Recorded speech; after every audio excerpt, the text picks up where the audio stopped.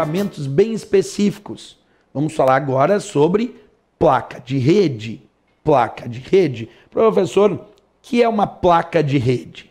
É um equipamento, um hardware mínimo para que o usuário possa se conectar numa rede. Uma placa de rede pode aparecer na prova ainda com o nome de adaptador de rede, interface de rede. Beleza, placa de rede, adaptador de rede, tudo a mesma coisa, interface de rede. Vou repetir a informação.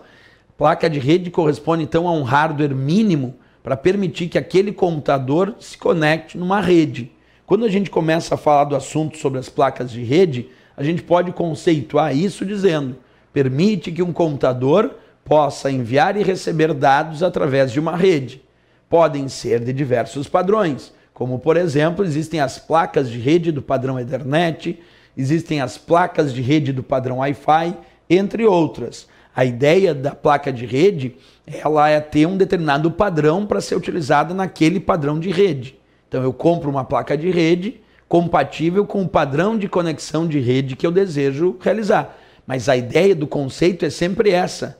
É o elemento básico que permite a entrada e ou a saída dos dados do teu computador em relação à rede. Não importa se ela é com fio ou sem fio, porque adaptadores de rede nós temos placas, adaptadores e interfaces de rede com fio e temos placa, adaptadores e interfaces de rede para uso em rede sem fio, como por exemplo os adaptadores ou as interfaces de rede do padrão Wi-Fi, que é um padrão para conexão sem fio, um padrão para conexão wireless. Então temos placas de rede para conexão com fio e placas de rede para conexão sem fio, certo? Deixa eu mostrar um exemplo prático então. Olha só, que tu está observando na tela um exemplo de uma placa de rede do padrão Ethernet.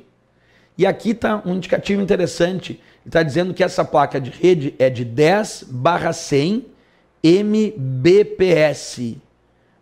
10/100 Mbps. E aqui dizendo Network Adapter, que é um adaptador de rede. Lembra, eu disse que o termo pode aparecer placa de rede, essa aqui, ó, placa de rede, pode aparecer adaptador de rede ou ainda interface de rede. Mas a minha pergunta, o que significa na caixa dessa placa de rede que eu acabei de comprar? O que significa 10/100 Mbps? Significa que essa placa vai de 10 até 100 megabits por segundo, porque quando B está minúsculo, é bit. Quando B é maiúsculo, é byte, mas quando B está minúsculo e ali está minúsculo, é bit. Então, o padrão para medir a velocidade das placas de rede é em megabits por segundo. Essa é uma que vai de 10 até 100 megabits por segundo.